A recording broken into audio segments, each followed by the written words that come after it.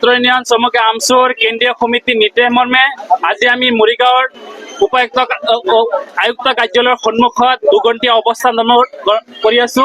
এইটো স্পষ্ট কথা, আমি এই যি অমানৱীয় উচ্ছেদ চলি আছে আমি তীব্ৰ বিৰোধিতা কৰিছো।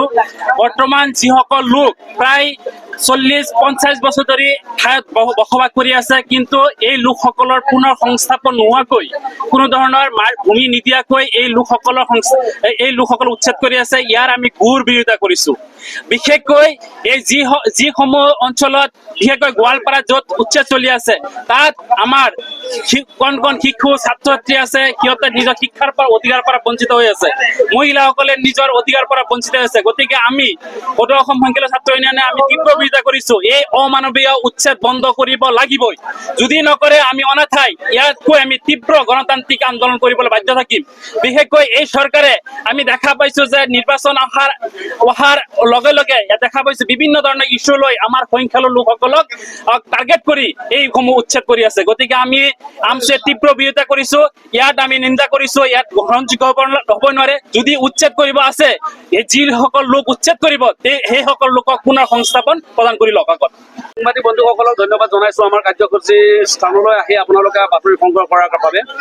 আপোনালোকে আজি আমাৰ সদৌ অসম সংখ্যালঘু ছাত্ৰ ইউনিয়ন আমচুৰ নিৰ্দেশ মৰ্মে আমি মৰিগাঁও জিলা সমিতিৰ উদ্যোগত যি অমানৱীয় উচ্ছেদ চলি আছে, সেই উচ্ছেদৰ বিৰুদ্ধে আমি আয়ুক্ত মহোদয়ৰ কাৰ্যালয়ৰ সন্মুখত দুঘণ্টীয়া অৱস্থান ধৰ্মঘট কাৰ্যসূচী ৰূপায়ণ কৰিছো আৰু ইতিমধ্যে কাৰ্যসূচী চলি আছে, আপোনালোকে দেখিছে।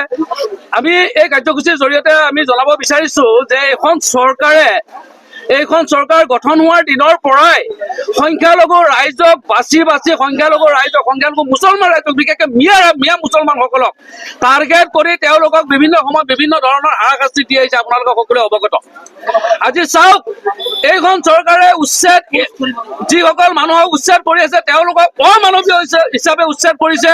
কোনো গণতান্ত্ৰিক নিয়ম হিচাপে উচ্ছেদ কৰা নাই, গণতান্ত্ৰিক কোনো আইনগত হিচাপে উচ্ছেদ কৰা নাই। তেওঁলোকক কেৱল মাত্ৰ সংখ্যালঘু হোৱাৰ কাৰণে তেওঁলোকক উচ্ছেদ কৰিছে। আজি আপোনালোকে দেখিছে যে আজি আমাৰ এইখন চৰকাৰে, আমি এইটো কাৰণে ক'বলৈ বাধ্য হৈছো যে তেওঁলোকে সংখ্যালঘু ৰাইজক বাছি উচ্ছেদ কৰিছে। ইয়াৰ কাৰণে ক'বলৈ ধৰিছো, আপোনালোকে দেখিছে আমাৰ এই কিছুদিন পূৰ্বে জাগিৰোডত এটা উচ্ছেদ কাৰ্য হৈছিলে। জাগিৰোডৰ উচ্ছেদ কাৰ্যসূচীটোত আপোনাৰ যি তেওঁলোকে এইখিনি ৰেলৱে মাটি বুলি কৈছিলে, ৰেলৱে মাটিত আজি আপোনাৰ বিভিন্ন জাতি জনগোষ্ঠীৰ মানুহ তাত বসবাস কৰি আছে।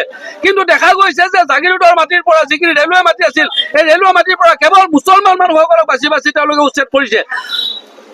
বাকী যিসকল মানুহ আছে আজিৰ তাৰিখতো তেওঁলোকে তাত বসবাস কৰি আছে। গতিকে এইখন চৰকাৰৰ আমি সংখ্যালঘু বিদ্বেষী চৰকাৰ বুলি আজি আমি ঘোষণা কৰিবলৈ বাধ্য হৈছো। সংখ্যালঘুক তেওঁলোকে টাৰ্গেট কৰি তেওঁলোকে আজি এই উচ্ছেদ কাৰ্য চলাই আছে। এই উচ্ছেদ কাৰ্য বন্ধ হ'ব লাগিব। এই অমানৱীয় উচ্ছেদ কাৰ্য বন্ধ হ'ব লাগিব। যিসকল মানুহক ইতিমধ্যে উচ্ছেদ কৰিছে তেওঁলোকক পুনৰ সংস্থাপন দিব লাগিব। আমি ইমান দিনে কৈ আহিছো যে আমি উচ্ছেদৰ বিৰোধী নহয়, কিন্তু আজি আমি বাধ্যত পৰিছো যে আমি উচ্ছেদৰ বিৰোধী হ'বলৈ আমি উচ্ছেদ বিৰোধী কৰিবলৈ বাধ্য হৈছো। আজি আপোনালোকে দেখিছে যিসকল মানুহ উচ্ছেদ কৰিছে তেওঁলোকক আজি ঘৰ বাৰী নাই, সংস্থাপন নাই, একো নাই। তেওঁলোকৰ মহিলাৰ অধিকাৰ খৰ্ব কৰা হৈছে, শিশুৰ অধিকাৰ খৰ্ব কৰা হৈছে। গতিকে আমি সেইখন চৰকাৰক আমি আহ্বান জনাইছো যে আগন্তুক দিনত যদি এই অবৈধ উচ্ছেদ বন্ধ নকৰে, তেতিয়াহ'লে আমি সংখ্যালঘু সকলো ৰাইজ মিলি আমি ৰাজপথত ওলাই আহিবলৈ বাধ্য হ'ম। ধন্যবাদ। জয় অসম।